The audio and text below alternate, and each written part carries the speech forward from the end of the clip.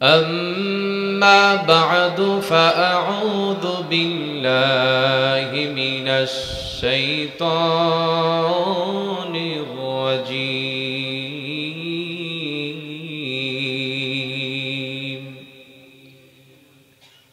بسم الله الرحمن الرحيم.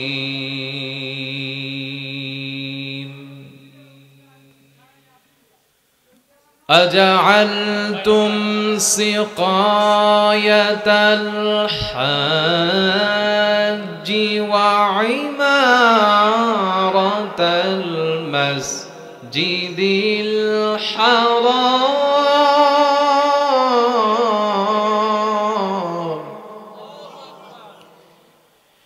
مسجد الحرام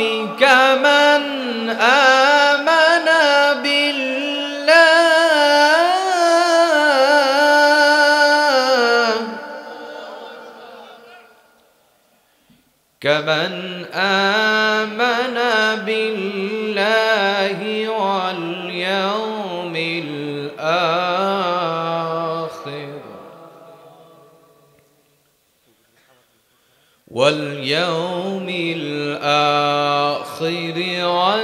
وجاهد في سبيل الله.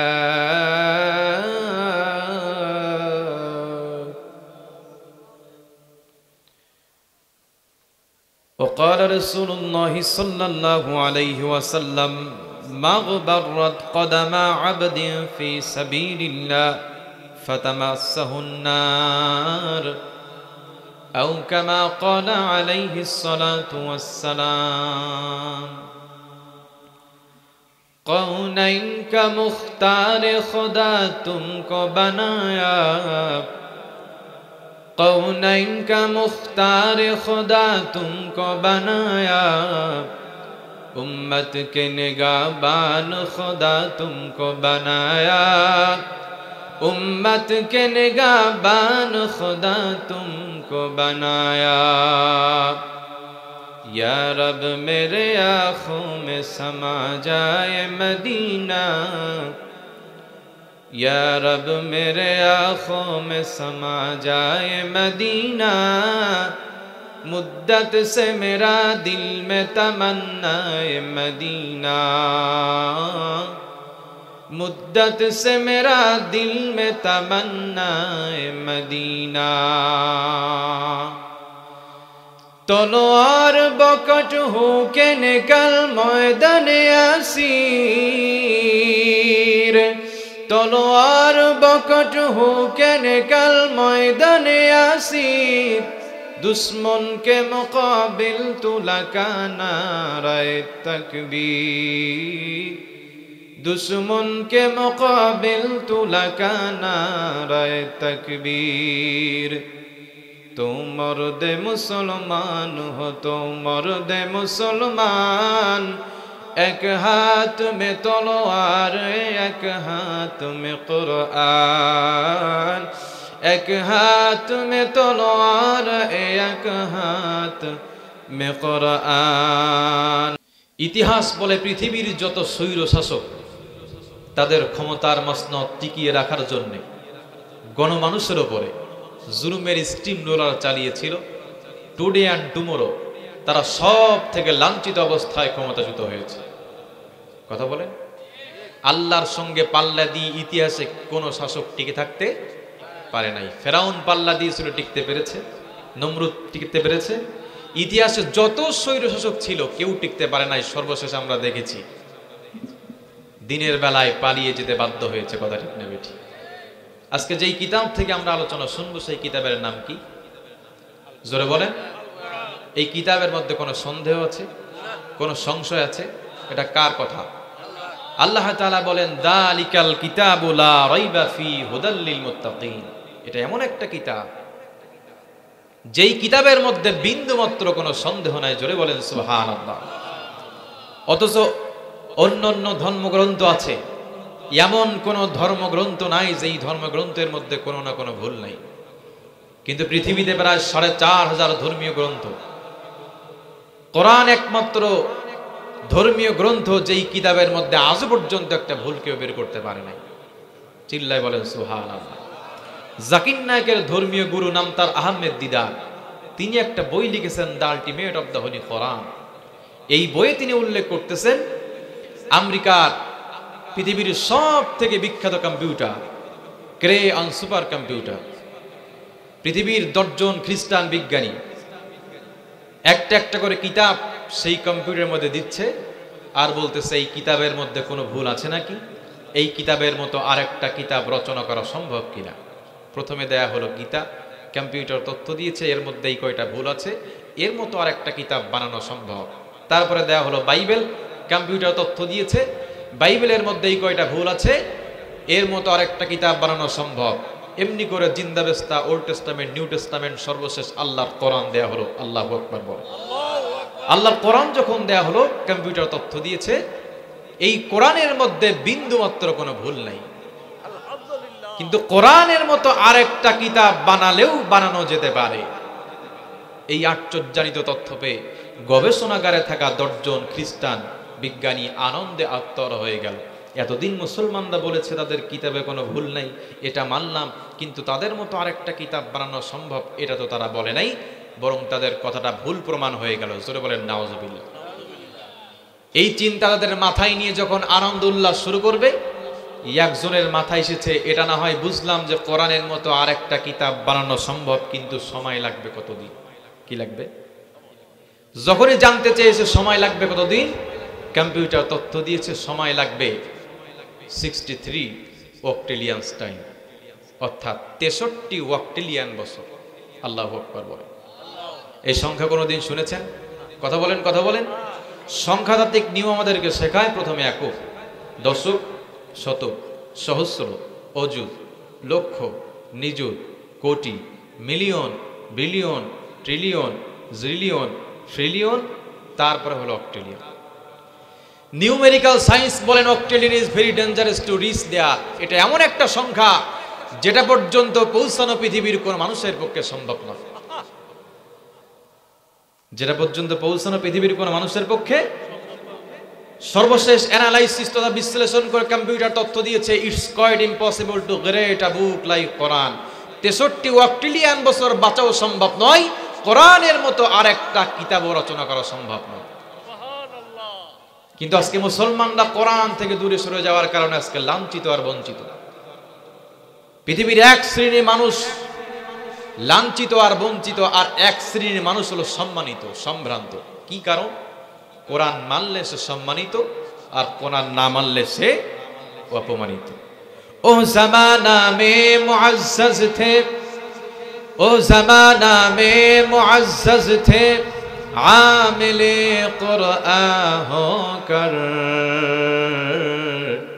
और तुम खारो जलील हुए तारके कुरआन होकर। সে যুগের মুসলিম মর্যাদাবান ছিল, সে যুগের মুসলিম মর্যাদাবান ছিল কোরআন মানার জন্যে, আর আজ লাঞ্ছিত বঞ্চিত কোরআন ছাড়ার কারণে। কথা বলেন ঠিক কিনা? যদি কোরআন না থাকে এ জীবনে, কি আছে জীবনে আমার? আছে কিছু? জোরে বলেন আছে? যদি কোরআন না থাকে এ জীবনে, কি আছে জীবনে আমার? কোরআন আছে সবই আছে ভুবনে আমার, কোরআন নাই কিছু নাই ব্যথারি পাহাড়। কোরআন গো কোরআন মোর, কোরআন গো কোরআন মোর, জীবনে মরণে কি আছে জীবনে আমার? যদি কোরআন না থাকে এ জীবনে, কি আছে জীবনে আমার? সেই কোরআন থেকে আলোচনা শোনার জন্য বসেছি আমরা, খুশি না বেজা? জোরে বলেন। আবারও শুকরিয়া আদায় করছি, জবান ছেড়ে দিয়ে বলছি আলহামদুলিল্লাহ। কোরআন আল কারীমের সূরা আত-তাওবা 19 নম্বর আয়াতে কারিমা তেলাওয়াত করেছি। আল্লাহ রাসূলের অগণিত হাদিস থেকে একখানা স্বর্ণের টুকরা হাদিস পাঠ করেছি। এর ভিত্তিতে আজকে আলোচনার বিষয় যেটা কোরআন বলছে, আলোচনার বিষয় হলো জিহাদ ফি সাবিলিল্লাহ। আজকে অনেক আলেমরা নামাজে রস করে, রোজা রস করে, হজ্জে রস করে, যাকাতে রস করে, কিন্তু দিন কায়েমের আন্দোলন, যেই দিন কায়েমের আন্দোলনের কথা কোরআনে বলা হয়েছে 917 বার। জোরে বলেন কয়বার? 917 বার। নামাজের কথা বলা হয়েছে 82 বার, যাকাতের কথা এসেছে 32 বার, হজ্জের কথা একবার মতান্তরে 5 বার। সেই একই কোরআনে জিহাদের কথা এসেছে, জিহাদ শব্দ এসেছে 917 বার। কিন্তু আজকে পিঠ বাঁচানোর জন্য অনেক আলেমরা এই জিহাদ ফি সাবিলিল্লাহর কথা আলোচনা করতে চায় না। আমাদের জানা দরকার আছে না নাই? এটা কি গুরুত্ব আমি দিয়েছি না আল্লাহ পাক দিয়েছেন? সূরা বলেন কে দিয়েছেন? আজকে আলোচনার বিষয় জিহাদ ফি সাবিলিল্লাহ। আল্লাহর দিনকে আল্লাহর জমিনে প্রতিষ্ঠা করতে হবে কিভাবে, আর যারা আল্লাহর দিনকে আল্লাহর জমিনে প্রতিষ্ঠা করতে চায় তাদের সম্মান মর্যাদা কেমন হবে। আমার প্রাণের ভাইরা, জিহাদ শব্দটি আরবি জাহাদা শব্দ থেকে এসেছে। জাহাদা ইউজাহিদু মুজাহাদাতান ওয়া জিহাদা। আমার প্রাণের ভাইরা, অর্থ হচ্ছে প্রচেষ্টা করা। একা একা সম্ভব হয় না। বাংলা ব্যাকরণে যেটাকে ব্যতিহার বহুব্রী সমাজ বলে, অর্থাৎ কানাকানি একা একা হয়, মারামারি একা একা সম্ভব, সম্ভব না। জিহাদ একা একা সম্ভব, সম্ভব না। আমার প্রাণের ভাইরা, জিহাদ শব্দের অর্থ হচ্ছে প্রচেষ্টা করা, প্রাণবন্ত করার প্রচেষ্টা। এই জিহাদ হতে পারে নিজের নফসের বিরুদ্ধে জিহাদ, আবার এই জিহাদ হতে পারে কোন কাফের শক্তির সঙ্গে, আবার এই জিহাদ হতে পারে জিহাদ ফি সাবিলিল্লাহ, আল্লাহর রাস্তায় জিহাদ। এই জিহাদ হতে পারে মানুষকে খুশি করার জন্য, আবার এই জিহাদ হতে পারে আল্লাহকে রাজি খুশি করার জন্য। রাসূল সাল্লাল্লাহু আলাইহি ওয়াসাল্লামের একজন সাহাবী নাম হলো হযরতে মুসা রাদিয়াল্লাহু তাআলা আনহু। তিনি হাদিস বর্ণনা করেন, যা আরজুলুন ইলান নবী সাল্লাল্লাহু আলাইহি ওয়াসাল্লাম। হাদিসটি মনোযোগ দিয়ে শুনবেন। এক ব্যক্তি রাসূলের কাছে এসে বললেন, ইয়া রাসূলুল্লাহি আর-রাজুলু ইউকাতিলু লিল মাগনাম। কেউ কেউ জিহাদ করে গনিমতের মাল পাওয়ার আশায়, গনিমতের মাল পাওয়ার আশায়। আবার কেউ কেউ জিহাদ করে আর-রাজুলু ইউকাতিলু লিয-যিকরি, আমার যশ খ্যাতি সম্মান যেন দুনিয়ায় ছড়িয়ে পড়ে এই উদ্দেশ্যে। আবার কেউ কেউ জিহাদ করে আর-রাজুলু ইউকাতিলু লিয়ুরা মাকানুহু, আমাকে যেন মানুষ বিশ্রেষ্ঠ বলে, এই উদ্দেশ্যে জিহাদ করে। ইয়া রাসূলুল্লাহি, এই তিন ব্যক্তির মধ্যে ফামান ফি সাবিলিল্লাহ, এই তিন ব্যক্তির মধ্যে দ্বীনের প্রকৃত মুজাহিদকে? রাসূল পাক সাল্লাল্লাহু আলাইহি ওয়াসাল্লাম বলেন, মান কাতালা লিতাকুনা কালিমাতুল্লাহি হিয়াল উলিয়া ফাহুয়া ফি সাবিলিল্লাহ। যে ব্যক্তি আল্লাহর দ্বীনকে আল্লাহর জমিনে বাস্তবায়ন করার জন্য লড়াই করে, সেই ব্যক্তি হলো দ্বীনের প্রকৃত মুজাহিদ। কথা কার? রাসূলের কথা। যে ব্যক্তি আল্লাহর দ্বীনকে আল্লাহর জমিনে প্রতিষ্ঠা করার জন্য লড়াই করে, সেই ব্যক্তি হলো দ্বীনের প্রকৃত মুজাহিদ। কিন্তু আমাদের সমাজে ইসলাম বিরোধী আছে অনেক। আমাদের মুসলমানদের মধ্যে লুকিয়ে থাকা মুনাফিক আছে না নাই? জোরে বলেন। এদের দাড়িতে কোনো সমস্যা নাই, এদের টুপিতে কোনো সমস্যা নাই, জুব্বায় সমস্যা নাই, কিন্তু এদের সমস্যা হচ্ছে ভিতরে। কোথায়? ভিতরে। জিহাদ আর জঙ্গিবাদ দুটা তারা একসঙ্গে করে ফেলে, মিলায়ে ফেলে। কিন্তু জিহাদ এক জিনিস আর জঙ্গিবাদ আরেক জিনিস। জঙ্গিবাদ দমনে মুসলমানরা যেই ভূমিকা পালন করে সেটাই হলো জিহাদ। এবং এই জঙ্গিবাদ ইসলামের জঘন্য হারাম, বড় অপরাধ। সন্ত্রাস জঙ্গিবাদ আল্লাহ তাআলা হারাম করেছেন। আল্লাহ বলেন, ওয়াল ফিতনাতু আসাদ্দু মিনাল কতল। অন্য আয়াতের মধ্যে বলেন, ওয়াল ফিতনাতু আকবারু মিনাল কতল। এই ফিতনা, সন্ত্রাস, জঙ্গিবাদ হত্যা অপেক্ষা বড় অপরাধ। শুধু তাই নয়, বোঝা গেল এই ফিতনা, সন্ত্রাস, জঙ্গিদের বিচার ও শাস্তি অনেক ভয়ঙ্কর। কথা বলেছেন কি? জোরে বলেন, কে বলেছেন? আল্লাহ তাআলা কোরআন আল কারীমের মধ্যে বলেন, ইন্নামা জাযাউল লাযীনা ইউহারিবুনাল্লাহা ওয়া রাসূলাহু ওয়া ইয়াসআউনা ফিল আরদ ফাসাদান আন يقتلوا أو يصلبوا أو تقطع أيديهم وأرجلهم من خلاف أو ينفوا من الأرض ذلك لهم خزي في الدنيا ولهم في الآخرة عذاب عظيم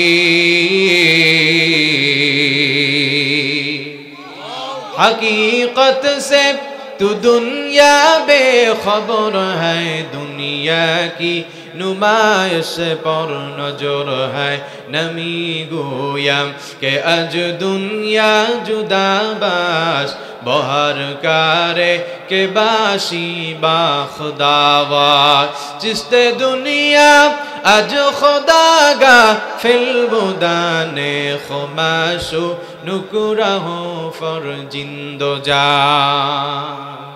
এই আয়াতে মুহারিবা শব্দের অর্থ হলো আল্লাহ এবং আল্লাহ রাসূলের বিরুদ্ধাচরণ করা, তাদের হুকুমের বিপরীত কিছু করা, এবং আল্লাহ এবং আল্লাহ রাসূল যেটা বলেছেন এটার বিপরীত কিছু করা। ইবনে কাসিরে বর্ণনা করা হয়েছে এর ভাবার্থ হচ্ছে চুরি করা, ডাকাতি করা, জুলুম করা, সন্ত্রাসী কার্যক্রম চালানো। কাফের, এই আয়াতটা কাফেরদের ব্যাপারে নাজিল হয়েছে, কারণ কাফের মানেই হচ্ছে বিশৃঙ্খলা, অশান্তি, অরাজকতা সৃষ্টিকারী। কথা ঠিক না বেঠিক? আমার প্রাণের ভাইরা, জগৎ বিখ্যাত তাফসির ইবনে কাসিরের লেখক বুখারী শরীফের ৬৮০২ নম্বর হাদিস খানা এই আয়াতের শানে নজুল হিসেবে পেশ করেছেন। আগে আয়াত পাঠ করছি, আয়াতের শানে নজুল অর্থাৎ কেন আল্লাহ পাক আয়াতটি নাজিল করলেন এটা জানার দরকার আছে না নেই? জোরে বলেন আছে না নাই? হযরত আনাস ইবনে মালিক রাদিয়াল্লাহু তাআলা আনহু বলেন, উরাইনা এলাকার কিছু লোক মদিনায় আগমন করলেন, কিন্তু মদিনার আবহাওয়া তাদের অনুকূল হলো না। তারা অসুস্থ হয়ে পড়ল। রাসূল করিম সাল্লাল্লাহু আলাইহি ওয়াসাল্লামের কাছে গেলে নবী করিম সাল্লাল্লাহু আলাইহি ওয়াসাল্লাম তাদেরকে যাকাতের উটের কাছে পাঠালেন। যাকাতের উটের কাছে পাঠানোর পরে তাদেরকে নির্দেশ দিলেন, তোমরা উটের প্রসব এবং দুধ পান করো। পান করার সঙ্গে সঙ্গে তারা সুস্থ হয়ে গেল। জোরে বলেন সুবহানাল্লাহ। কিন্তু সুস্থ হওয়ার সঙ্গে সঙ্গে তারা মুরতাদ হয়ে গেল, তারা ইসলাম থেকে বের হয়ে গেল। শুধু তাই নয়, রাখালকে হত্যা করে উটগুলো ডাকাতি করে নিয়ে চলে গেল। জোরে বলেন নাউজুবিল্লাহ। এ সন্ত্রাসী কার্যক্রম চালালো। যেমন আজকে বাংলাদেশে সম্প্রতি ১৭ বছর পরে আওয়ামী দোসরদের উস্কানিতে ইস্কান নামক জঙ্গি সংগঠন ফুসে ওঠার স্পর্ধা দেখিয়েছে। মুসলিম ভাই সাইফুল ইসলাম আলিফকে ধরে নিয়ে রাস্তার উপরে ফেলে জবি করেছে। কত ঠিক না বেঠিক? সনাতনী ধর্মের নামে তারা বাংলাদেশে একটা পরিবেশ তারা নষ্ট করতে চাচ্ছে। আল্লাহ নবী, বিশ্বনবী এই সমস্ত সন্ত্রাস জঙ্গিদের পিছনে লোক পাঠালেন। নবীজির নির্দেশে তাদেরকে ধরে আনা হলো, তাদের হাত কেটে নেওয়া হলো, তাদের পা কেটে নেওয়া হলো, বিপরীত দিক থেকে তাদের হাত পা কেটে নেওয়া হলো। আমার প্রাণের ভাইরা, আবু কিলাবাতা, হযরত আবু কিলাবা রাহমাতুল্লাহ আলাইহি বলেন, মান সারাকু ওয়া কাতালু ওয়া কাফারু বাদা ঈমানিহিম ওয়া হারাবুল্লাহু ওয়া রাসূলুহু। এরা সেই সমস্ত লোক যারা চুরি করেছিল, ডাকাতি করেছিল, ঈমান আনার পরে আবার কুফরিতে ফিরে গিয়েছিল। আল্লাহ তাআলা আয়াতে কারিমা নাযিল করে জানিয়ে দিলেন, যারা আল্লাহ এবং আল্লাহ রাসূলের বিরুদ্ধাচরণ করে, তাদের হুকুমের বিপরীত কিছু করে, তাদের হাত কেটে নেওয়া হবে, তাদের পা কেটে নেওয়া হবে, তাদের চোখের মধ্যে গরম শলাকা ভরে দেয়া হবে। শুধু তাই নয়, এটা হলো দুনিয়ার শাস্তি, আর কাল কিয়ামতের কঠিন ময়দানে এদের জন্য আছে ভয়ঙ্কর শাস্তি। কাদের জন্য? এই সন্ত্রাসীদের জন্য। তাহলে জিহাদ আর জঙ্গিবাদ সম্পূর্ণ আলাদা বিষয়। আমার প্রাণের ভাইরা, কিন্তু যারা ইসলাম বিদ্বেষী, এরা জিহাদ এবং সন্ত্রাস দুটাই মিলায় ফেলে। ইসলাম শিখিয়েছে জিহাদ, ইসলাম জঙ্গিবাদ, সন্ত্রাস এগুলো ইসলাম শেখায় নাই। জিহাদ তাকেই বলে মানুষের অধিকার প্রতিষ্ঠায়, আল্লাহর অধিকার প্রতিষ্ঠায়, ইসলাম প্রতিষ্ঠায়, নারীর অধিকার প্রতিষ্ঠায়, ক্ষুধার্ত মেহনতি মানুষের অধিকার প্রতিষ্ঠায়, সত্যের পক্ষে মিথ্যা নির্মূল করার জন্য মুসলমানরা যেই ভূমিকা পালন করে তাকেই জিহাদ ফি সাবিলিল্লাহ বলে। এই জিহাদ কতদিন থাকবে প্রশ্ন আসতে পারে। অনেকেই বলে আমরা জিহাদ, আমরা যুদ্ধ চাই না, দুনিয়ায় শান্তি চাই। কিন্তু শান্তি আসবে দুনিয়ায় কোন দিন? যেই দিন দুনিয়াতে কোনো কাফের থাকবে না, কোনো বেঈমান থাকবে না, সেদিন শান্তি প্রতিষ্ঠা হয়ে যাবে। কারণ সেদিন আর জিহাদের কোনো প্রয়োজন হবে না। আল্লাহ নবী, বিশ্ব নবী জনাবে মুহাম্মদ রাসূলুল্লাহ সাল্লাল্লাহু আলাইহি ওয়াসাল্লাম বলেন, আমাকে প্রেরণ করে, আমাকে পাঠিয়ে জিহাদকে আল্লাহ পাক ফরজ করে দিয়েছেন। আমার উম্মত হয়ে আসা হযরত ঈসা আলাইহিস সালাম কর্তৃক দাজ্জালকে হত্যা করার মাধ্যমে সেদিন জিহাদ শেষ হয়ে যাবে। কারণ সেদিন ইসলামী হুকুমত কায়েম হয়ে যাবে। সেদিন আর নতুন করে জিহাদের কোনো প্রয়োজন হবে না। আল্লাহ তাআলা আয়াতের মধ্যে যে আয়াত কারিমা নাজিল আয়াত পাঠ করেছি, সেই আয়াতের মধ্যে কি বলেছেন লক্ষ্য করুন। আজআলতুম সিকায়াতাল হাজি ওয়া ইমারাতাল মাসজিদিল হারামি কামান আমানা বিল্লাহি ওয়াল ইয়াউমিল আখির ওয়া جاهد في سبيل الله لا يستوون عند الله والله لا يهدي القوم الظالمين। আল্লাহ তাআলা এই আয়াতে কারিমা কেন নাজিল করেছেন এটা জানার দরকার আছে না নাই? জোরে বলেন। নোমান বিন বাশির আল আনসারী রাদিয়াল্লাহু তাআলা আনহু হাদিস বর্ণনা করেন। তিনি বলেন, একদিন আমি নবীজির মেম্বরের কাছে বসা ছিলাম, পাশে কিছু সাহাবী বসা ছিলেন। একজন হঠাৎ করে বললেন, ইসলাম কবুল করার পরে হাজীদের পানি পান করানো এর থেকে বড় আমল আর হতে পারে না। আরেকজন বললেন, ইসলাম কবুল করার পরে মসজিদে হারামে রক্ষণাবেক্ষণ করা এটাই দামি আমল। তৃতীয় ব্যক্তি বললেন, তোমরা যেই আমলের কথা বলতেছো এর থেকে জিহাদ ফি সাবিলিল্লাহ আল্লাহর কাছে সব থেকে বড়। হযরত ওমর রাদিয়াল্লাহু তাআলা আনহু তাদেরকে ধমক দিলেন এবং বললেন, তোমরা কি শোনো নাই, লা তারফাউ আসওয়াতাকুম ফাওকা সাউতিন নবী, নবীজির আওয়াজের থেকে যেন তোমাদের আওয়াজ যেন উঁচু না হয়। কিন্তু তোমরা যেই বিষয় আলাপ করতেছো, তোমরা যেই বিষয় কথা বলতেছো, নামাজ শেষ হওয়ার পরে আমি রাসূল করিম সাল্লাল্লাহু আলাইহি ওয়াসাল্লামকে সেটা জিজ্ঞেস করব। কিছুক্ষণ পরে নামাজ শেষ হয়ে গেল।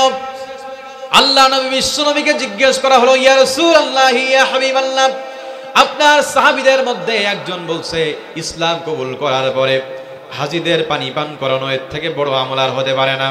আরেকজন বলল, ইসলাম কবুল করার পরে মসজিদে হারামে রক্ষণাবেক্ষণ করা এটাই দামি আমল। তৃতীয় ব্যক্তি বলল, তোমরা যে আমলের কথা বলতেছো এর থেকে জিহাদ ফি সাবিলিল্লাহ আল্লাহর কাছে দামি। ও নবী, আপনি বলে দেন কোন আমলটা আল্লাহর কাছে সব থেকে দামি? আল্লাহ তাআলা ডাক দিয়ে বলেন, জিবরিল, আর করো না দেরি, চলে যাও তাড়াতাড়ি, আমার নবীকে গিয়ে আয়াত নাজিল করে কাফেরদের প্রশ্নের উত্তর দিয়া দেওয়া। জাআলতুম সিকায়াতাল হাজি ওয়া ইমারাতাল মাসজিদিল হারামি কামান আমানা বিল্লাহি ওয়াল ইয়াউমিল আখির ওয়া জাহাদা ফি সাবিলিল্লাহ। ও নবী, মসজিদে হারামে রক্ষণাবেক্ষণ করা কিংবা হাজীদের পানি পান করানো আর জিহাদের আমল কোনোদিন সমান হতে পারে না। তাহলে নবীজি আপনি বলুন কোন আমলটা আল্লাহর কাছে সব থেকে দামি? আল্লাহ তাআলা আয়াত নাযিল করে জানিয়ে দিলেন, আল্লাযীনা আমানু ওয়া হাজারু ওয়া জাহাদু ফি সাবিলিল্লাহি বিআমওয়ালিহিম ওয়া আনফুসিহিম আ'যামু দারাজাতান ইনদাল্লাহ ওয়া উলাইকা হুমুল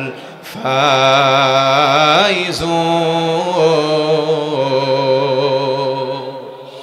আল্লাহ তাআলা আয়াত নাযিল করে জানিয়ে দিলেন, যারা ঈমান এনেছে, ঈমান আনার পরে হিজরত করেছে এবং আল্লাহর রাস্তায় জান এবং মাল দিয়ে আল্লাহর রাস্তায় জিহাদ করেছে, আ'যামু দারাজাতান ইনদাল্লাহ ইসমে তাফজিলের সিগা ব্যবহার করেছেন, সুপারলেটিভ ডিগ্রি আধিক্যতা বুঝিয়ে আল্লাহ পাক বলেন আ'যামু দারাজাতান ইনদাল্লাহ, আমি আল্লাহর কাছে জিহাদের মর্যাদা সব থেকে বেশি। এ বক্তব্য কার? বক্তব্য কার? সুতরাং জিহাদ ফি সাবিলিল্লাহর আমল করার কারণে মানুষ আপনাকে জঙ্গি বলতে পারে, জিহাদ ফি সাবিলিল্লাহর আমল করার কারণে মানুষ আপনাকে রাজাকার বলতে পারে, জিহাদ ফি সাবিলিল্লাহর আমল করার কারণে মানুষ আপনাকে সন্ত্রাসী বলতে পারে, কিন্তু আল্লাহর বক্তব্য আ'যামু দারাজাতান ইনদাল্লাহ, আমি আল্লাহর কাছে জিহাদের মর্যাদা সব থেকে বেশি। আল্লাহর কাছে প্রিয় হওয়ার জন্য মুসলমানরা কারা কারা আল্লাহর রাস্তায় জান এবং মাল দিতে প্রস্তুত, দুটি হাত উঁচু করে আমার আল্লাহরে দেখায়া দেয়। লিল্লাহি তাকবীর, লিল্লাহি তাকবীর। আল্লাহ তাআলা হাত কবুল করুন, জোরে বলেন আমিন। আমার প্রাণের ভাইরা, তাহলে জিহাদের আমল আল্লাহর কাছে সব থেকে বড়, এই কথা কে বলেছেন? জোরে বলেন, কে বলেছেন? জিহাদ ফি সাবিলিল্লাহর আমল আল্লাহর কাছে সব থেকে বড়। এজন্য আপনি নামাজ, কালাম সব কিছুর পাশাপাশি জিহাদ ফি সাবিলিল্লাহর আমল আপনাকে আমাকে করতেই হবে। আমার প্রাণের ভাইরা, আল্লাহ তাআলা শুধু চেহারা দেখেই, লেবাস পোশাক এগুলো দেখেই আল্লাহ তাআলা জান্নাতে দেবে না, অবশ্যই বান্দাকে পরীক্ষা করবেন যে তোমাদের মধ্যে কে কর্মে শ্রেষ্ঠ। আল্লাহ বলেন আম হাসিবতুম আন তাদখুলুল জান্নাতা ওয়া লাম্মা ইয়া'লামিল্লাহুল্লাযীনা জাহাদু মিনকুম ওয়া ইয়া'লামাস সাবিরিন। আল্লাহু আকবার বলেন। আল্লাহ তাআলা বলেন মানুষকে মনে করেছে তারা এমনি এমনি জান্নাতে চলে যাবে, মুখে বলবে আর জান্নাতে চলে যাবে, অথচ তাদের পরীক্ষা করা হবে না। আল্লাহ পাক অবশ্যই তাদেরকে পরীক্ষা করবেন কে হিজরত করেছে, কে ধৈর্য ধারণ করেছে, আর কে আল্লাহ রাস্তায় জান এবং মাল দিয়ে আল্লাহ রাস্তায় জিহাদ করেছে। আল্লাহ পাক দুইটা জিনিস দেখবেন, কে উত্তম ধৈর্য ধারণ করেছে বিপদ আপদ মুসিবতে, কে উত্তম ধৈর্য ধারণ করেছে, আর কে জান এবং মাল দিয়ে আল্লাহ রাস্তায় জিহাদ করেছে। আল্লাহ তাআলা আবার সূরা বাকারা 214 নম্বর আয়াতের মধ্যে বলেন আম হাসিবতুম আন তাদখুলুল জান্নাতা ওয়া লাম্মা ইয়াতিকুম মাসালুল লাযীনা খালাউ মিন ক্বাবলিকুম মাসাতহুমুল বাসাউ ওয়াদ-দাররা ওয়া যুলজিলু হাত্তা ইয়াকুলার রাসূলু والذين آمنوا معه متى نصر الله ألا إن نصر الله قريب। মদিনায় হিজরত করার পরে মুসলমানরা যখন ইহুদি খ্রিস্টান নাসারাদের দ্বারা বিভিন্নভাবে নির্যাতনের শিকার হতে লাগলো, রাসূলের কাছে অভিযোগ করলো, ইয়া রাসূলুল্লাহ, ইসলাম কবুল করার কারণে আমাদের উপরে এমন নির্যাতন করা হচ্ছে। তখন আল্লাহ পাক এই আয়াত নাজিল করে জানিয়ে দিলেন, তোমরা কি মনে করেছো তোমরা মুখে বলবে ঈমান এনেছি বা তোমরা ঈমানদার বললেই তোমাদেরকে ছেড়ে দিয়ে জান্নাতে ঢোকানো হবে? ব্যাপারটা তা না। অবশ্যই তোমাদেরকে পরীক্ষা দিতে হবে। কি পরীক্ষা? তোমাদের পূর্বপুরুষরা যেমন পরীক্ষা দিয়েছিল, এমন কোন জুলুম, এমন কোন নির্যাতন নাই তাদের উপরে আসে নাই, কিন্তু বিপদ আপদে তারা ধৈর্য ধারণ করেছে। বিপদ আপদে তারা ধৈর্য ধারণ করে, তাদের আল্লাহর পক্ষ থেকে আসে বড় পুরস্কারী। কথা কার? জোরে বলেন কার? আমার প্রাণের ভাইরা, এমন দুঃখ কষ্ট তাদেরকে স্পর্শ করেছিল, এক পর্যায়ে নবীগণ এবং তাদের অনুসারীরা বলতে বাধ্য হয়েছিলেন যে আল্লাহর সাহায্য কখন আসবে। আল্লাহ তাআলা জানিয়ে দিয়েছিলেন, আলা, তোমরা জেনে রাখো, ইন্না নাসরাল্লাহি করিব, আল্লাহর সাহায্য অতি নিকটে। জোরে বলেন সুবহানাল্লাহ। আমার প্রাণের ভাইরা, আল্লাহর দ্বীনকে আল্লাহর জমিনে বাস্তবায়ন করার কারণে সাহাবীদের উপরে কেমন নির্যাতন করা হয়েছে শুনুন। আল্লাহ নবী, বিশ্ব নবীর একজন সাহাবী হযরতে খাব্বাব রাদিয়াল্লাহু তাআলা আনহু, ইসলাম কবুল করার কারণে হযরতে খাব্বাবের উপরে কেমন নির্যাতন এসেছে। আল্লাহ নবী, বিশ্ব নবীর সাহাবী হযরতে খাব্বাব রাদিয়াল্লাহু তাআলা আনহুর উপরে কেমন নির্যাতন, কেমন জুলুম করা হয়েছে। হযরত ওমর রাদিয়াল্লাহু তাআলা আনহু ইসলাম কবুল করার পরে ডাক দিয়ে বলেন, ভাই খাব্বাব, আমি আপনার কাছে জানতে চাই, ইসলাম কবুল করার পরে আপনি খাব্বাবের উপরে কেমন নির্যাতন এসেছে। হযরতে খাব্বাব রাদিয়াল্লাহু তাআলা আনহু তার মক্কার সেই 13 বছরের রক্তক্ষয়ী জীবনের কথা তার সামনে তুলে ধরলেন। যেই নির্যাতন আমাদের মতো ইমানদার মুসলমানের 13 বছর তো দূরের কথা, 13 মিনিট সহ্য করার কোনো ক্ষমতা আমাদের নাই। আল্লাহ নবী বিশ্বনবীর সাহাবী হযরত ওমর রাদিয়াল্লাহু তাআলা বলেন, ভাই আপনি বলেন ইসলাম কবুল করার পরে আপনার উপরে কেমন নির্যাতন করা হয়েছে। হযরত খাব্বাব রাদিয়াল্লাহু তাআলা চিন্তা করলেন, আমার উপরে যেই নির্যাতন করা হয়েছে, আমার উপরে যেই জুলুম করা হয়েছে, আমি কোন ঘটনা দিয়ে শুরু করব আর কোনটা দিয়ে আমি শেষ করব, আমি তো ভেবেই ঠিক করতে পারি না। কিং কর্তব্য বিমূঢ়, কি বলবেন, কোন ঘটনা দিয়ে তিনি শুরু করবেন আর কোন ঘটনা দিয়ে তিনি শেষ করবেন তিনি যেন ভেবেই ঠিক করতে পারে না।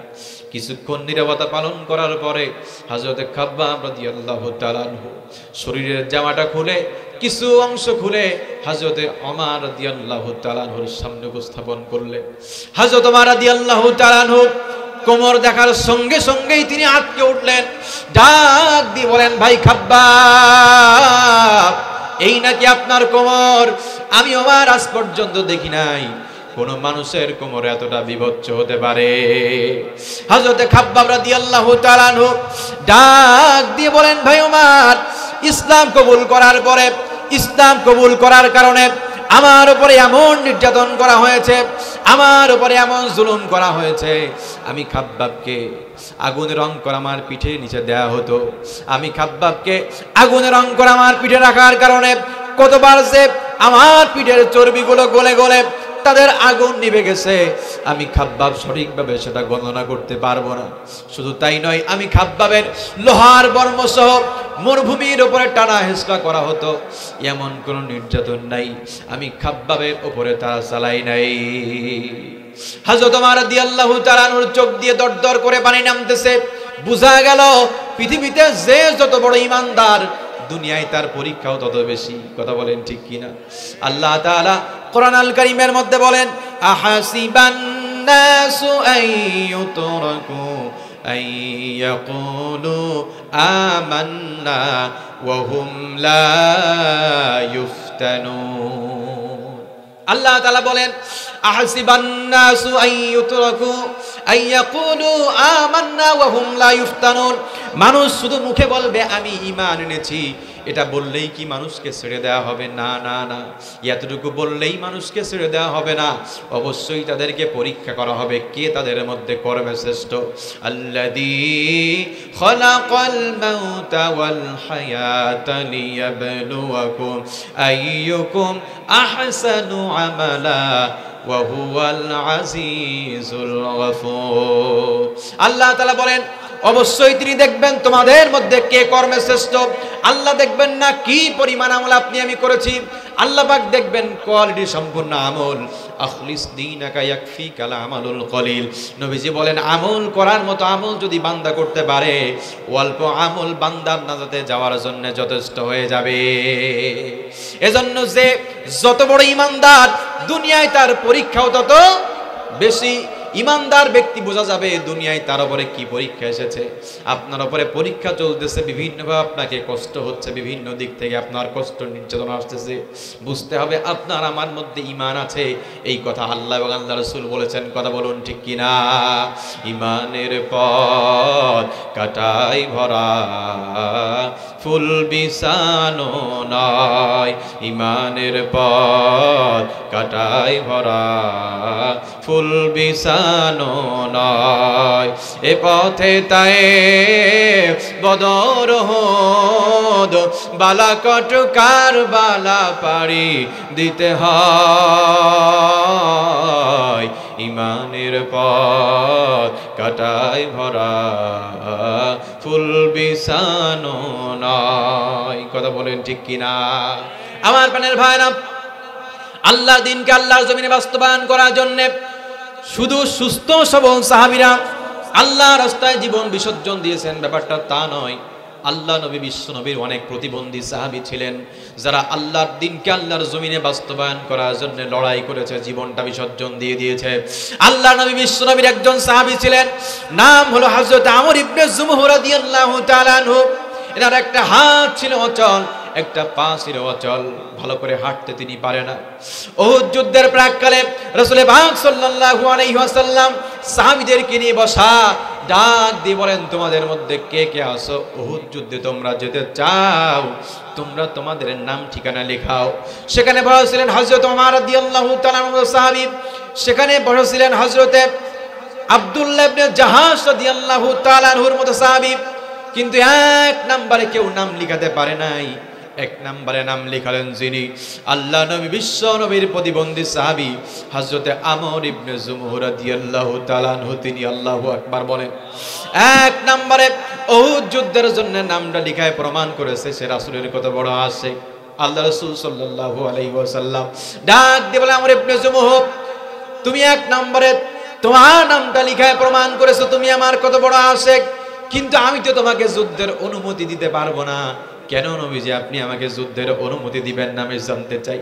নবীজি বলেন, তোমার শরীরের যে অবস্থা, তুমি তো যুদ্ধ করতে পারবে না, তুমি যুদ্ধ করতে অক্ষম, তাহলে আমি কি করে তোমাকে যুদ্ধের অনুমতি দিব? আল্লাহ রাসূল সাল্লাল্লাহু আলাইহি ওয়াসাল্লামের কথায় অত্যন্ত কষ্ট পেলেন, যদিও তিনি কষ্ট দেওয়ার জন্য কথা বলেন নাই। কি করবেন, তিনি তো নাছর বান্দা, কি করা যায়? নবীজি আমাকে যুদ্ধের অনুমতি দেন নাই তো কি হয়েছে? আমার 4 জন সন্তান আছে, 4 জন সন্তানের সব থেকে ছোট সন্তান যে বয়স মাত্র 7 বছর। আল্লাহু আকবার বলে। আমি আমর ইবনে জুমুহ, আমি পিতা হিসেবে রাসূল আমাকে যুদ্ধের অনুমতি দেন নাই তো কি হয়েছে? আমার 3 জন অ্যাডাল্ট সন্তানের সঙ্গেও আমি আমার 7 বছরের ছোট্ট সন্তানকে ওদের ময়দানে পাঠিয়ে দেব। আল্লাহ নবী বিশ্ব নবীর সামনে 4 জন সন্তানকে উপস্থাপন করা হলো। নবী আমার 4 জন সন্তানের পা থেকে মাথা পর্যন্ত আপাদ মস্তক তাকালেন, 3 জনকে যুদ্ধের অনুমতি দিয়া দিলেন। 4 নম্বর সন্তান, ছোট্ট সন্তানের দিকে তাকালেন যখন, নবীজি ডাক দিয়ে বলেন, তোমার এই 3 জন সন্তান যুদ্ধ করতে সক্ষম এটা বুঝলাম, কিন্তু তোমার ছোট্ট সন্তান 7 বছরের ছোট্ট মানুষটা কি করে যুদ্ধ করবে? যেখানে গাররা গাররা সাহাবীরা থাকবে, শক্তিশালী কাফেরদের বিরুদ্ধে মোকাবেলা হবে, তোমার ছোট্ট 7 বছরের সন্তানটা কি কাজে দেবে? ডাক দিয়ে বলে, নবীজি আমি জানি আমার ছোট্ট সন্তানটা কোনো কাজে লাগবে না, কিন্তু আমি আমর ইবনে জুমুহ আপনার প্রতিবন্ধী সাহাবী, একটা কথা আপনাকে দিতে পারি, সেটা হলো আপনি নবীকে লক্ষ্য করে যখন বারবার কাফের বেঈমানরা তীর আর তরবারি নিক্ষেপ করবে, আমার ছোট্ট সন্তানটা কিছু করতে পারুক আর না পারুক, আপনি নবীর সামনে গিয়ে তার বুকটা মেলে ধরতে পারবে। যতক্ষণ পর্যন্ত আমার কলিজার টুকরা ছোট্ট সন্তানের দেহে 1 ফোঁটা রক্তবিন্দু থাকবে, ততক্ষণ পর্যন্ত আমার সন্তানটা আপনি নবীর সামনে থেকে সরে যাবে না। আল্লাহ নবী বিশ্ব নবী যুদ্ধের অনুমতি দিয়া দিলেন। উহুদের প্রান্তরে ঘোরতর যুদ্ধ শুরু হয়ে গেল। যুদ্ধ করতে করতে 3 জন ভাইকে শহীদ করে দিয়েছে, 4 জন ভাইকে শহীদ করে দিয়েছে। উহুদের প্রান্তরে 70 জন সাহাবী শহীদ হয়েছিলেন, তার মধ্যে 4 জন ভাইকেও তারা শহীদ করে দিয়েছে। আল্লাহ নবী বিশ্ব নবীর প্রতিবন্ধী সাহাবী হযরত আমর ইবনে জুমুহর কানে এই ঘটনা চলে গেল। হযরত আমর ইবনে জুমুহ ঘরে বসে থাকতে পারে নাই, এক পায়ের উপরে ভর দিয়ে উহুদের প্রান্তরে চলে আসলেন। উহুদের প্রান্তরে এসে দেখে, উহুদের প্রান্তরে এসে দেখে 4 জন কলিজার টুকরা সন্তানের নিথর দেহ পড়ে আছে। নিজেকে আর কন্ট্রোল করতে পারলেন না, হাতের কাছে যাই পেলেন তাই নিয়ে তিনি ঝাঁপিয়ে পড়লেন কাফেরদের বিরুদ্ধে লড়াই করার জন্য। কিছুক্ষণ পরে তাকে মেরে ফেলা হলো, শহীদ করে দেয়া হলো। শহীদ করার আগ মুহূর্তে যখন কাফের বেঈমানরা তাকে ঘিরে ধরেছে, আল্লাহ নবী বিশ্ব নবী তাদের কাছে গিয়ে বলেন, কাফেরেরা রে, তোমরা আমার একটা দাবি রাখো, হযরতে আমর ইবনে জুমুহকে তোমরা ছেড়ে দাও, বিনিময়ে আমি তোমাদের একটা দাবি রক্ষা করব। দুনিয়ায় তার কোনো আত্মীয় স্বজন, কোনো স্বজন বেঁচে নাই, তোমরা আমার প্রতিবন্ধী সাহাবীকে ছেড়ে দাও। সেই দিন কাফের বেঈমানেরা এতটুকু দয়া আল্লাহ নবী বিশ্ব নবীর প্রতিবন্ধী সাহাবীর প্রতি দেখায় নাই, নির্মমভাবে শহীদ করে দিলেন। আল্লাহ নবী বিশ্ব নবীর সাহাবী হযরত আমর ইবনে জুমুহ শহীদ হয়ে গেলেন। শহীদ হয়ে যাওয়ার পরে আল্লাহ নবী বিশ্ব নবী তার পাশে গেলেন।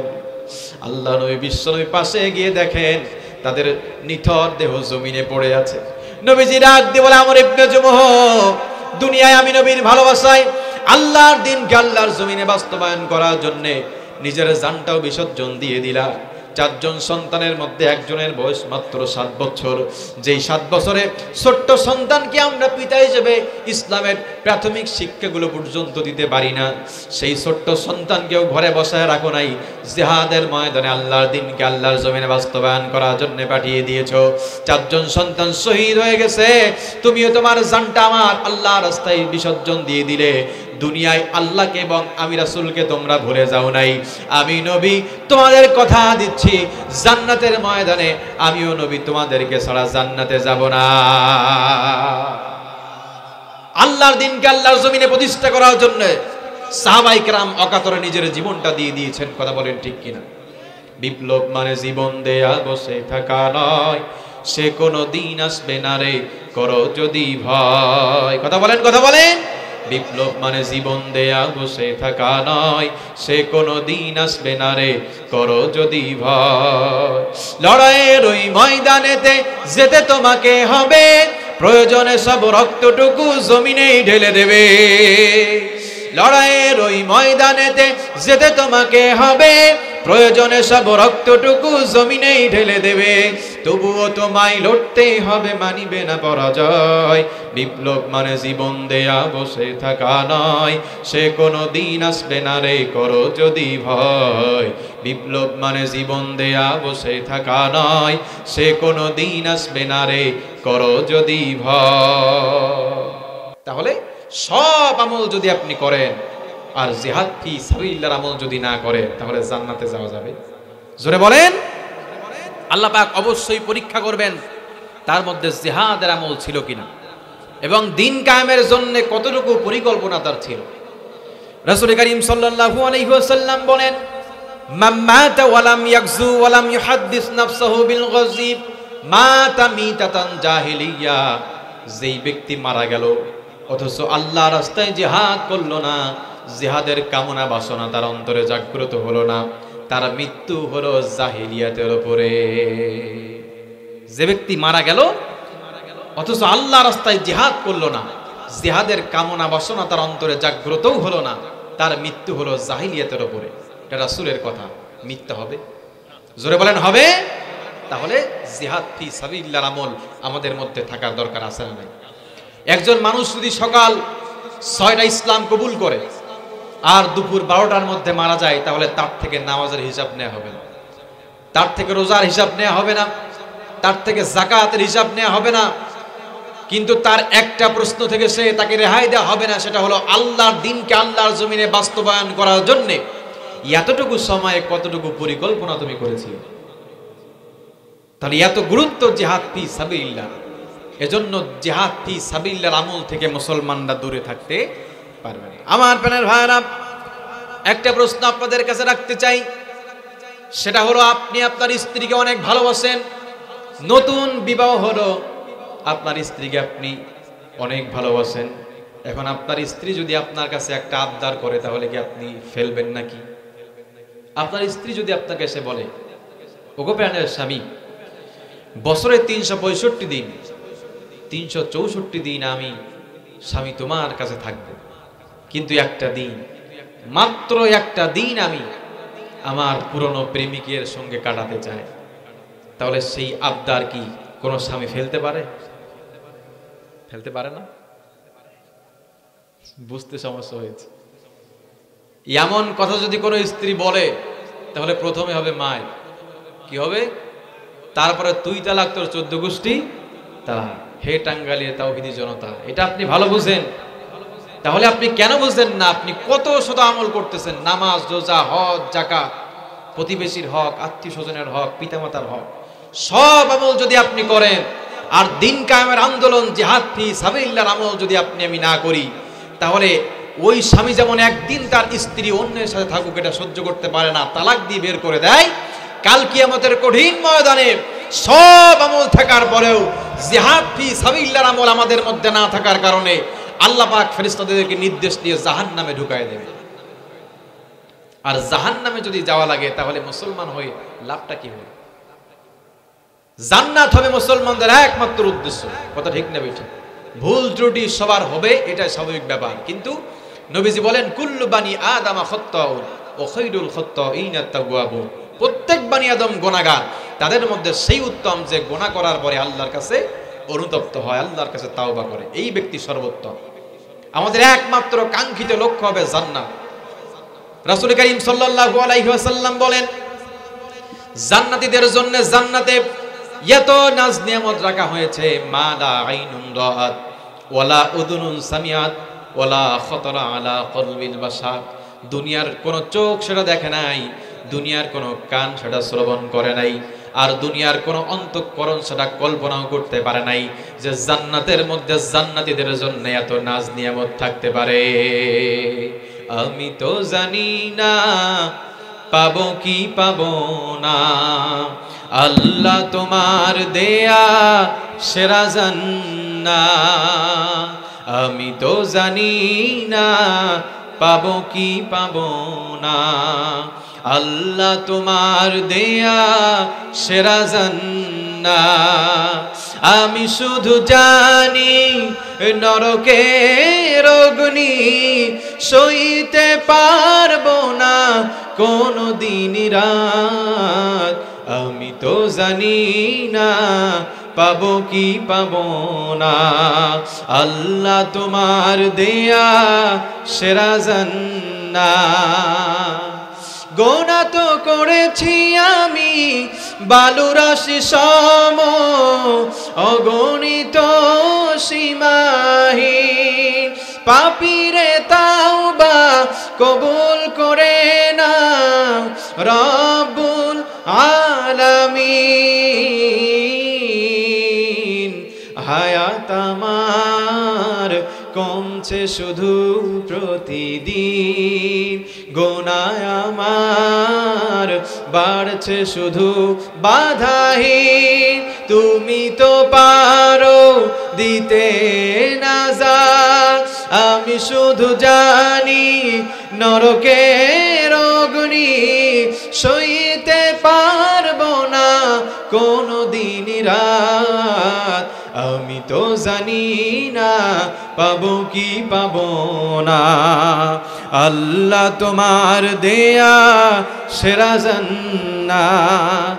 আমি তো জানি না পাবো কি পাবো না, আল্লাহ তোমার দেয়া সেরা জান্নাত। চাই কি চাই না? আল্লাহ তাআলা বলেন সেই ব্যক্তি সফল কাম। ফামান যুহজিহা আনিন নারি ওয়া উদখিলাল জান্নাতা ফাকাদ ফাজ ওয়া মাল হায়াতুদ দুনিয়া ইল্লা মাতাউল গুরুর। আল্লাহ বলেন সেই ব্যক্তি প্রকৃত সফল কাম যাদেরকে জাহান্নাম থেকে মুক্ত করে আল্লাহ পাক জান্নাতে ঢুকাবেন। এর থেকে সফল কাম আর দুনিয়ায় কেউ হতে পারে না। আমার প্রাণের ভাইরা, হযরত ওমর বিন সামেত রাদিয়াল্লাহু তাআলা আনহু ছিলেন মুসলিম। ও মুসলিম হলেও মুসলমানদের প্রতি তার ভালোবাসার কোনো কমতি ছিল না। উহুদ যুদ্ধ শুরু হয়ে গেল যখন, নিজে নিজে ইসলাম কবুল করে যুদ্ধে ঝাঁপিয়ে পড়লেন। কিছুক্ষণ পরে দেখা গেল হযরত ওমর বিন সামেত রাদিয়াল্লাহু তাআলা আনহু মারাত্মক আঘাতপ্রাপ্ত হলেন, আহত হলেন। সাহাবায়ে কেরাম জিজ্ঞেস করলেন, তুমি তো মুসলিম, তাহলে আমাদের পক্ষে যুদ্ধ করলে কেন? মুসলমানদের পক্ষে তুমি যুদ্ধ করলে কেন?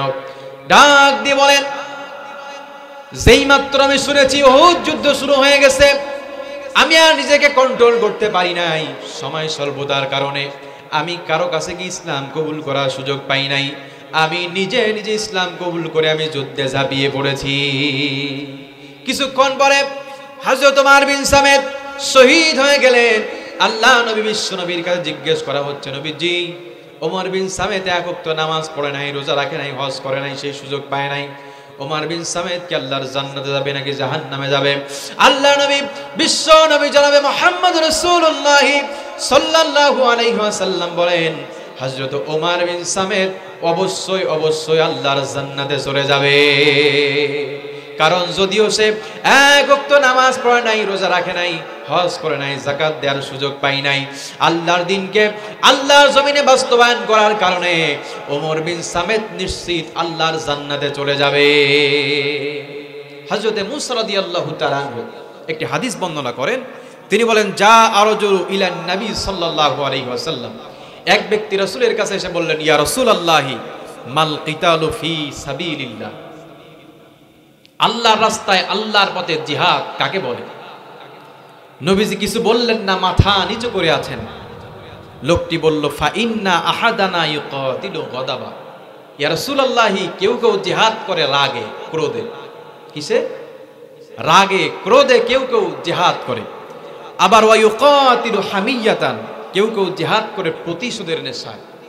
আবার কেউ কেউ জিহাদ করে প্রতিশোধের নেশায়। ফারাফা ইলাইহি রাসূহু, নবীজি মাথা তুললেন।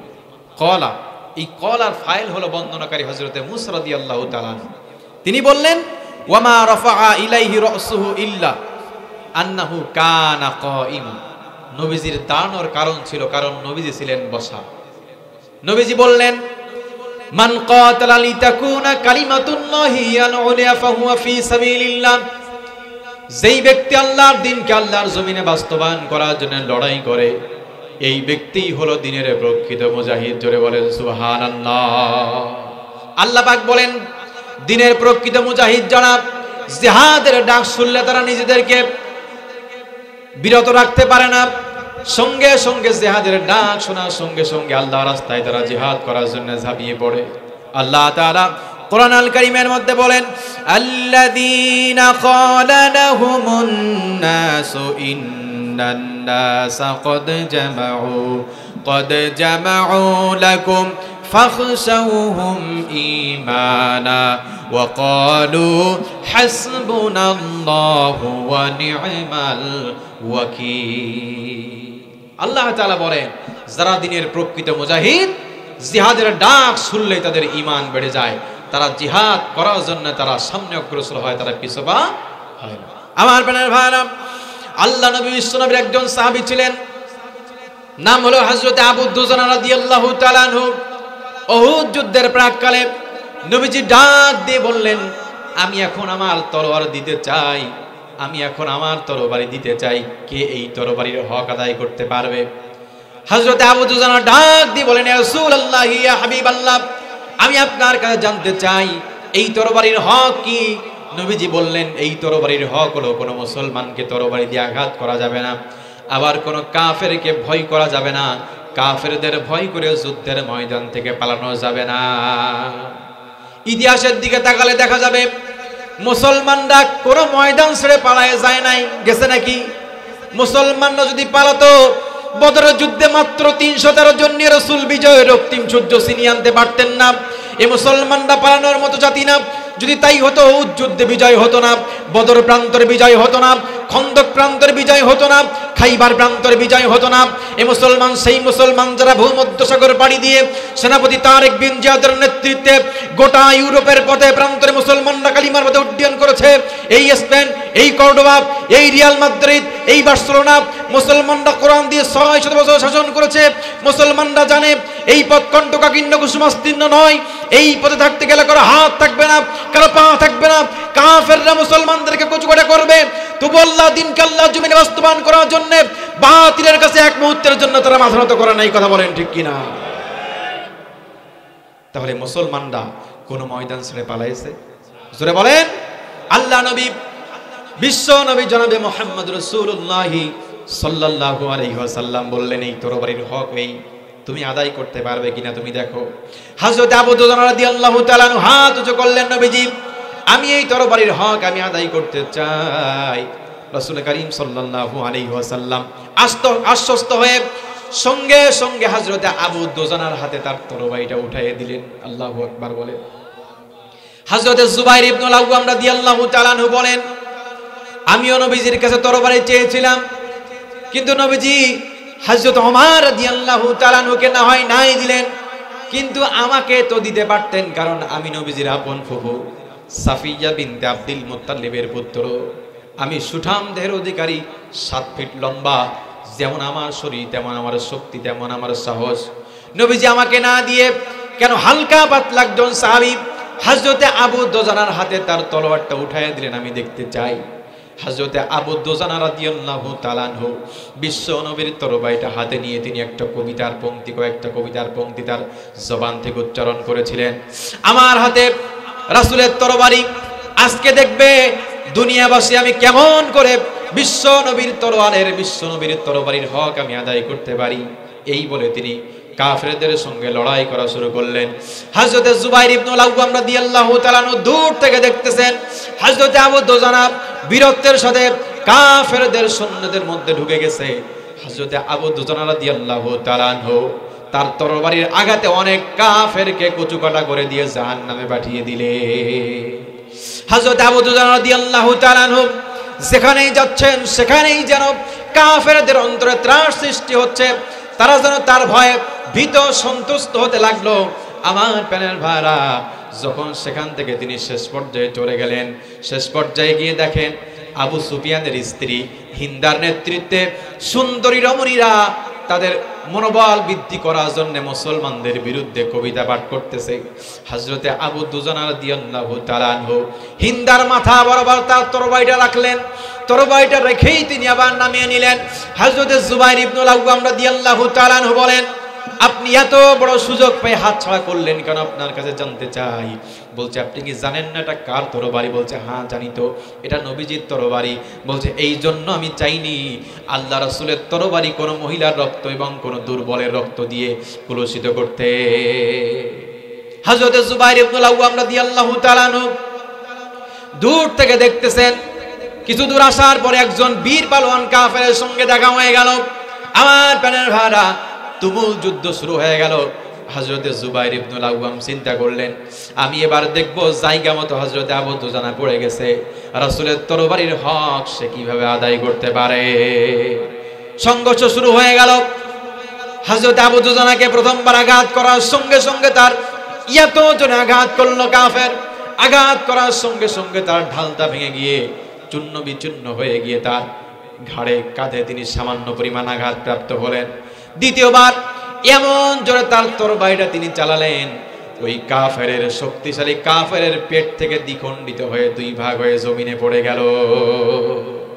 হযরত জুবাইর ইবনুল আওয়াম রাদিয়াল্লাহু তাআলা বলেন, আমি এখন বুঝতে পেরেছি নবী করিম সাল্লাল্লাহু আলাইহি ওয়াসাল্লাম আমার হাতে তরবারি না দিয়ে কেন হযরতে আবু দুজানার হাতে তরবারিটা দিয়েছিলেন। নবীজি আমার হাতে তরবারি না দিয়ে কেন হযরতে জুবাইর ইবনুল আওয়াম রাদিয়াল্লাহু তাআলা বলছেন কেন তার হাতে আবু দুজানার হাতে তরবারি দিয়েছিলেন, আমি এখন বুঝতে পেরেছি। আল্লাহু আকবার বল। আমার প্রাণের ভাইরা, এই আবু দুজানা রাদিয়াল্লাহু তাআলা যখন যুদ্ধ করতেন তখন তার একটা পোশাক ছিল আল-মাসরা। যেই পোশাক পরে তিনি যুদ্ধ করতেন, তিনি জিহাদ করতেন, এজন্য তাকে বলা হতো জুল মাসরা, অর্থাৎ আল-মাসরার অধিকারী। আবার অন্য বর্ণনা এসেছে তাকে জুওয়াস সাইফাইন বলা হতো, দুই তরবারির অধিকারী। আল্লাহু আকবার বলে। যুদ্ধের ময়দানে, উহুদের ময়দানে আল্লাহ রাসূল সাল্লাল্লাহু আলাইহি ওয়াসাল্লামের তরবারি এবং নিজের তরবারি নিয়ে যুদ্ধ করেছিলেন। দুইটা তরবারি নিয়ে যুদ্ধ করেছিলেন, যার কারণে তাকে জুওয়াস সাইফাইন বলা হতো। চিল্লায় বলেন না সুবহানাল্লাহ। তাহলে ইসলাম এমনি এমনি কায়েম হয় নাই, রক্তের বিনিময়ে, হাজার হাজার লক্ষ কোটি শহীদের বিনিময়ে ইসলাম কায়েম হয়েছে। কথা বলেন ঠিক কি? এজন্য জিহাদ ফি সাবিলিল্লাহর আমল থেকে মুসলমানরা দূরে থাকতে পারবে না। সব আমল যদি আপনার আমার মধ্যে থাকে আর দিন কায়েমের আন্দোলন যদি আপনার আমার মধ্যে না থাকে, তাহলে আল্লাহর জান্নাতে যাওয়া, দিন কায়েমের জন্যে যদি, দিন কায়েমের জন্যে যদি মরতে আমার হয়, এমন মরণ দাও গো প্রভু, ও গো দয়াময়, এমন মরণ দাও গো প্রভু, ও গো দয়াময়। আল্লাহ তাআলার হুকুম শোনো, যুদ্ধে বাহির হও না কেন, আল্লাহ তাআলার হুকুম শোনো, যুদ্ধে বাহির হও না কেন, মাজলুমানের কান্না তোমার, মাজলুমানের কান্না তোমার, কেমনে প্রাণে সয়, এমন মরণ দাও গো প্রভু, ও গো দয়াময়। হয়, এমন মরণ দাও গো প্রভু, ও গো দয়াময়। ইদা মাতাল ইনসান ইনকাতা আনহু আমালুহু ইল্লা মিন সালাসা, সাদাকাতিন জারিয়াতিন আও ইলমিন ইউনতাফাউ বিহি আও ওয়ালাদিন সালিহিন ইয়াদউ লাহু। মানুষ মারা যাওয়ার পরে সকল আমলের দরজা বন্ধ হয়ে যায়। কি হয়ে যায়? মানুষ মারা যাওয়ার সাথে সাথে সকল আমলের দরজা বন্ধ হয়ে যায়, তিনটা ছাড়া। এক নাম্বার হলো সদকায়ে জারিয়া। মানুষ যদি জনকল্যাণমূলক কোনো কাজ করে যায়, অর্থাৎ একটা টিউবওয়েল বসায় গেছে, সেখান থেকে মানুষ পানি পান করবে, যতদিন তার কবরে সওয়াব পৌঁছায় থাকবে ঠিক ততদিন। জোরে বলেন সুবহানাল্লাহ। একটা মাদ্রাসা, আপনাদের পাশে মাদ্রাসা, ঈদগাহ, সদকায়ে জারিয়া যদি আপনি একটা মাদ্রাসার জন্য একটা ফ্যান আপনি দান করেন, ঈদগাহের কাজের জন্য যদি আপনি 1000 টাকা দান করেন, তাহলে এই দানটা আপনি মৃত্যুর পরে আপনার কাজে দেবে, রাসূলের হাদিস। আর 2 নাম্বার হলো আও ইলমিন ইউনতাফাউ বিহি, এমন ইলম যেটা উপকারে আসে, এমন ছাত্র তৈরি করে গেছে যেই শিক্ষক মারা যাওয়ার পরে ছাত্র আল্লাহর কাছে শিক্ষকের জন্য দোয়া করে। আর 3 নাম্বার আও ওয়ালাদিন সালিহিন ইয়াদউ লাহু, নেক্সট সন্তান। নেক্সট সন্তান যদি আপনি তৈরি করতে পারেন, আপনি মরণের পরে ওই নেক্সট সন্তান আপনার কাজে দেবে। আল্লাহ তাআলা বলেন ওয়া মান আহসানু কাওলাম মিম্মান দাআ ইলাল্লাহ, তার থেকে উত্তম কথা আর কার হতে পারে যে মানুষকে আল্লাহর দিকে আহ্বান করে, কোরআনের দিকে আহ্বান করে, ইসলামের দিকে আহ্বান করে। এজন্য আপনার সন্তান আপনার তখন কাজে লাগবে যখন আপনার সন্তানকে আপনি দ্বীনি শিক্ষায় শিক্ষিত করবেন। আপনার সন্তানকে আমি বলছি না বাংলা, অঙ্ক, ইংরেজি, উর্দু, ফার্সি এগুলো শিক্ষা দিয়ে না, অবশ্যই সে শিখবে, কিন্তু এইগুলো শিক্ষার পাশাপাশি কোরআন হাদিসের জ্ঞানটা তার মধ্যে ঢুকাতে হবে। তা না হলে if you teach your children theory, reading, writing and arithmetic and left the fourth religion, then you will get a fifth rascality. আপনার সন্তানকে যদি আপনি 3টা শিক্ষা দেন, রিডিং তাকে পড়ানো, রাইটিং লেখানো, অ্যারিথমেটিক গণিত, কিন্তু চতুর্থ আর রিলিজিয়ন ধর্ম সম্পর্কে যদি আপনার সন্তানকে আপনি না শিখান, তাহলে আপনি এমন একটা সন্তানের জন্য অপেক্ষা করেন যেই সন্তানটা হবে বর্বর, রাস্কালিটি, খারাপ, জঘন্য একটা সন্তান। এজন্য আপনার সন্তানকে যদি আপনি মানুষের মতো মানুষ করতে চান, তাহলে দ্বীনি প্রতিষ্ঠান আছে, আপনারা আপনার 2টা সন্তান, 3টা সন্তান, তার থেকে একটা দ্বীনি প্রতিষ্ঠানে আপনারা দিয়ে দিবেন। এবং আপনাদের যে যার জায়গা থেকে এলাকাবাসীর দানে, এলাকাবাসীর সহযোগিতায় এই প্রতিষ্ঠানটা আজকে এত দূর এসেছে। আপনারা যদি দান করেন, আপনারা যদি আপনাদের সাধ্য অনুযায়ী সাপোর্ট দেন, এই প্রতিষ্ঠান একদিন আরো অনেক বড় হবে। সকলেই বলছে ইনশাআল্লাহ। আমার প্রাণের ভাইরা, এই দুনিয়া ছেড়ে সকলকে একদিন চলে যেতে হবে। আজকে যে আলোচনাটা করলাম, নামাজ, রোজা, হজ, যাকাত, সব আমল যদি আপনি করেন আর জিহাদ ফি সাবিলিল্লাহর আমল থেকে যদি আপনি দূরে থাকেন, তাহলে আল্লাহর জান্নাতে যাওয়া যাবে না। কারণ কোরআনের মধ্যে জিহাদের কথা এসেছে 917 বার। চলে বলেন কয়বার? 917 বার। এজন্য দিন কায়েমের আন্দোলন আমাদেরকে করতেই হবে। দিন কায়েমের আন্দোলন করার জন্য রক্ত দিতে হবে, প্রয়োজনে রক্ত, জীবন যা লাগে দিতে হবে, কিন্তু দিন কায়েমের আন্দোলন থেকে বিরত থাকা যাবে না। জীবন চলে যাবে, একদিন আমরা দুনিয়া ছেড়ে চলে যাব, কিন্তু সেদিন আমল ছাড়া কোনো কিছুর সঙ্গে যাবে না। এজন্য আমাদেরকে এখন থেকে প্রস্তুতি নিতে হবে। মৃত্যু অনিবার্য। অনেক মা বোনরা আছেন, পুরুষের থেকে অনেক মা বোনেরা আছেন, শুনেছি রাসূল করিম সাল্লাল্লাহু আলাইহি ওয়াসাল্লাম বলেন, মা বোনরা যদি 4টা কাজ করে তাহলে জান্নাতি। 1 নাম্বার হলো 5 ওয়াক্ত নামাজ পড়বে, 2 নাম্বার রমজানের রোজা রাখবে, 3 নাম্বার স্বামীর আনুগত্য করবে, আর 4 নাম্বার হলো লজ্জাস্থানের হেফাজত করবে। এই 4টা কাজ যদি মা বোনরা করতে পারে, তাহলে রাসূল বলেন তারা নিশ্চিত আল্লাহর জান্নাতে চলে যাবে। আমাদের মা বোনদেরকে যেন আল্লাহ তাআলা এই 4টা কাজ করার তৌফিক দান করেন। জোরে বলেন আমিন। এই দুনিয়ায় আমরা চিরদিন থাকার জন্য আসি নাই। আজকে আপনার সন্তানের জন্য আপনি 5 তলা 10 তলা বিল্ডিং নির্মাণ করে যাচ্ছেন। এই সন্তান আপনার কাজে লাগবে না যদি আপনার সন্তানকে আপনি দ্বীনি শিক্ষায় শিক্ষিত করতে না পারেন। আপনি হারাম পন্থা অবলম্বন করে সম্পদের জন্য, সন্তানের জন্য সম্পদ জমা করে যাচ্ছেন। আপনি মৃত্যুর পরে এই সন্তান আপনাকে সঙ্গে সঙ্গে 5 তলা বিল্ডিং থেকে আপনাকে নামায় দেবে। ওই বিল্ডিং এর মধ্যে একবারের জন্য আপনাকে ঢুকানো হবে না। কথা ঠিক না বেটি? ওই এসি গাড়ির মধ্যে 50 লক্ষ টাকা দিয়ে আপনি গাড়ি কিনেছেন, ওই গাড়ির মধ্যে একটা বার আপনাকে ঢোকার সুযোগ দেয়া। পাগল মন আমার তুমি কারলা গিয়া করলা রে বাড়ি ঘর। পাগল মন আমার তুমি কারলা গিয়া করলারে সুখের ঘর উপর তলায় বাতি জ্বলে উপর তলায় বাতি জ্বলে আমার তুমি কারলা গিয়া করলারে সুখের ঘর ভাই বলো বন্ধু বলো নয়তো কেউ আপন তোমার ভাই বলো বন্ধু বলো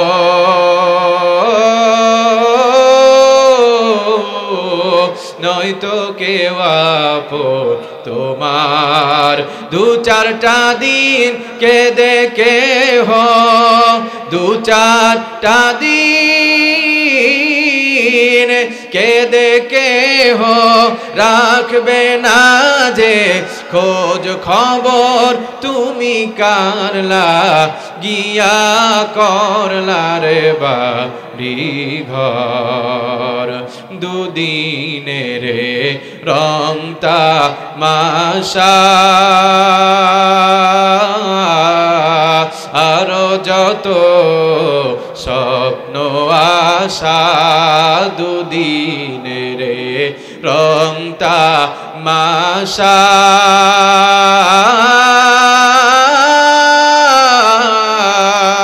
আরো যত স্বপ্ন আশা সব আয়োজন বৃথা যাবে সব আয়োজন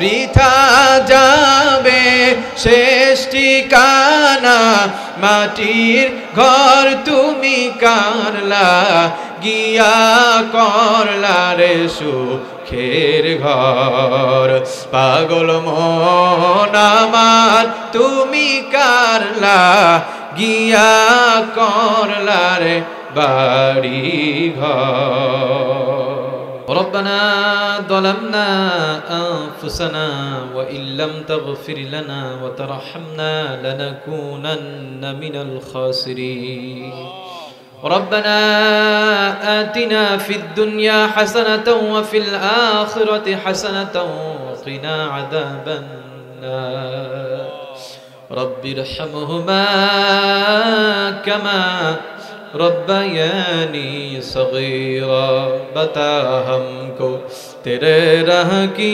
तरफ है तेरे राह पर चला हमको खुदाया बेगुनाह नब दस्त बर्मा साते बाहुजूरे दिल न कर दम तो आते या इलाही मुझको मुझसे दूर कर ताकि देखो मुझ में तुझको एक नजर ओ दयर मालिक তুমি তাকাই দেখো গুনার বোঝা নিয়ে তোমার দরজায় হাজির গুনাহ করে করে আমার হাত না পাক গুনাহ করে করে আমার পাও না পাক গুনাহ করে করে আমার অন্তর না পাক তুমি ছাড়া আর কেউ জানে না তোমার সিফাতি নামের ওসিলায় तमाम জীবনের গুনাহ খতা ক্ষমা করে দাও জীবনে না করিলাম বন্দেগী গুনাহ করে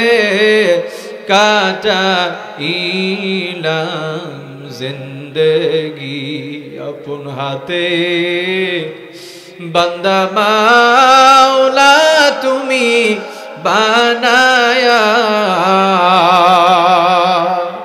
আপন হাতে বান্দা মাওলা তুমি বানায়া কেমনে দিবা জাহান্নামে ফালাইয়া কেমনে দিবা জাহান্নামে ফালাইয়া তুমি যদি মাফ না করো তোমার বান্দারে, বলো তোমার বান্দার কি উপায় হবে। রব্বুল আলামিন তাকাই দেখো, গুনার বোঝা নিয়ে তোমার দরজায় হাজির। আল্লাহ গুনাহ করে করে অন্তরটা নাপাক, এমন কোন গুনাহ নাই জীবনে করি নাই, এমন কোন গুনাহ নাই, কোন অপরাধ নাই আমরা করি নাই। আমরা জীবনে যত অপরাধ করেছি, আমাদের পিতামাতা জানলে সন্তানের পরিচয় দিত না, যদি ভাই বোন জানতো ভাই ভাইয়ের পরিচয় দিত না, যদি এলাকাবাসী জানতো এলাকা থেকে দূর দূর করে তাড়াইয়ে দিত। কিন্তু পৃথিবীর কেউ জানে না রে মালিক, তোমার নাম রহমান, তোমার নাম রহিম, তোমার সিফতি নামের ওসিলায় তামাম জীবনের গুনাহ খাতা তুমি ক্ষমা করে দাও। তুমি যদি আমাদের পাপ মার্জনা না করো, আমাদের যাওয়ার কোনো জায়গা না। রব্বুল আলামিন সে সন্ধ্যা থেকে নিয়ে পর্যন্ত আল্লাহ কোরআন প্রেমিক মানুষের আল্লাহ চাতক পাখি নেই কোরআন শোনার জন্য বসে আছে। আল্লাহ সকলকে তুমি ইসলামের জন্য কবুল আর মঞ্জুর করে নাও। এই মাজলিসের দিকে তাকাও, কত মানুষের বাবা দুনিয়াতে নাই, কত মানুষের মা দুনিয়াতে বেঁচে নাই। মা বলে যদি সন্তান বারবার ডাক দেয়, হাজার বার ডাক দেয়, মা আর জবাব দেবে না। সন্তানের জন্য মা কত বড় নিয়ামত, যার দুনিয়ায় মা নাই একমাত্র সেই উপলব্ধি করতে পারে। সন্তানের জন্য মা কত কষ্ট স্বীকার করেছে। মেডিকেল সায়েন্স বলেন একটা সুস্থ শরীরে 45 ইউনিটের বেশি ব্যথা সহ্য করতে পারে না, কিন্তু যেদিন আমাদের মা আমাদেরকে ভূমিষ্ঠ করেছে, মেডিকেল সায়েন্স বলেন দেহের 20টা হাড্ডি একসঙ্গে ভেঙে গেলে যেই কষ্ট হয়, আমাদের মা সেই কষ্ট সহ্য করেছে। 57 ইউনিট ব্যথা সেদিন আমার মা, আপনার মা সহ্য করেছে। মালিক, মায়ের পেটে যখন ছিলাম, সন্তানকে পেটে নিয়ে মা দুইটা খাইতে বসেছে, এমন জোরে মায়ের পেটে লাথি মেরেছি, মায়ের কলিজাটা বের হয়ে যাওয়ার উপক্রম হয়েছে। ভাতের প্লেট রেখে মা দেয়ালের সঙ্গে পিঠটা ঢাকায় দিয়েছে। শ্বশুর বলে, বৌমা কি হয়েছে? বলছে, বাবা কিছু না। মা কত কষ্ট স্বীকার করেছে, এই মা যার দুনিয়ার জমিনে নাই। সন্তানের হাতের ওসিলায় মায়ের কবরকে জান্নাতের বাগান বানায়া দাও আল্লাহ। বাবা সন্তানের জন্য নিঃস্বার্থভাবে সন্তানের জন্য কিছু করে। পৃথিবীতে এমন কেউ নাই যারা নিঃস্বার্থভাবে করে, সবাই স্বার্থ ছাড়া কিছু বুঝে না। কিন্তু মা বাবা সন্তানের জন্য একমাত্র নিঃস্বার্থভাবে কাজ করে যায় মৃত্যুর আগ পর্যন্ত। আল্লাহ সেই মা বাবা যাদের দুনিয়ায় নাই, সন্তানের হাতের ওসিলায় চোখের পানির ওসিলায় করে আল্লাহ মা বাবার কবরকে জান্নাতের বাগান তুমি বানায়া দাও। আল্লাহ আমাদের যাদের পিতামাতা বেঁচে আছেন, আল্লাহ খিদমত করার তৌফিক তুমি আমাদের নসিব করে দাও। রব্বুল আলামিন এই মাহফিলকে তুমি কবুল আর মঞ্জুর করে নাও। 2 দিন ব্যাপী মাহফিলের আজকে প্রথম দিন। আল্লাহ যারা কথা বলেছেন কোরআন হাদিস থেকে, আল্লাহ সকলকে দিনের জন্য কবুল আর মঞ্জুর করে নাও। আমরা যারা আলোচনা শুনেছি আল্লাহ সেই অনুযায়ী আমলে বাস্তবায়ন করার তৌফিক দান করে দাও। নামাজ, রোজা, হজ, যাকাত সব আমলের পাশাপাশি দিন কায়েমের আন্দোলন করতেই হবে। প্রত্যেক মুসলমান নরনারীকে এটা বোঝার তৌফিক তুমি দান করে দাও রব্বুল আলামিন। এই মসজিদের জন্য, এই মাহফিলের জন্য যারা টাকা দিয়ে, অর্থ দিয়ে, মেধা দিয়ে, শ্রম দিয়ে বিভিন্নভাবে দান সদকা করেছে, আল্লাহ সকলের দানগুলোকে তুমি কবুল আর মঞ্জুর করে নাও। আল্লাহ মা বোনদেরকে ইসলামের জন্য কবুল করো। 4টা কাজ করলে মা বোনরা জান্নাতি, মা বোনদের 4টি কাজ করার তৌফিক তুমি দান করে দাও। পরিশেষে তোমার কাছে জানাতে চাই, আজকে মুসলমান দেশগুলোতে আল্লাহ কাফের বেঈমানরা নির্যাতনের স্টিম রোলার চালাচ্ছে। আল্লাহ তুমি তোমার গায়েবী মদদ দিয়ে তাদেরকে হেফাজত করো। আর যদি তাদের হেদায়েত তুমি না থাকে, তুমি তাদেরকে আযাব আর গজব দিয়ে তাদেরকে তুমি ধ্বংস করে দাও। ও দুনিয়ার মালিক তুমি, ও গোপাল নেওয়ালা, তোমার পানে তুলেছি হাত, সইতে পারি না জ্বালা, সইতে পারি না জ্বালা, সইতে পারি না জ্বালা। जिस घड़ी निकले बदन से मेरी जान, कलमाए तौफीक फिर दे जवाब। আমাদেরকে যখন দুনিয়া থেকে উঠায় নিবা, আমাদের মুখে জারি করে দিও ইমানি কালিমা লা ইলাহা ইল্লাল্লাহু মুহাম্মাদুর রাসূলুল্লাহ।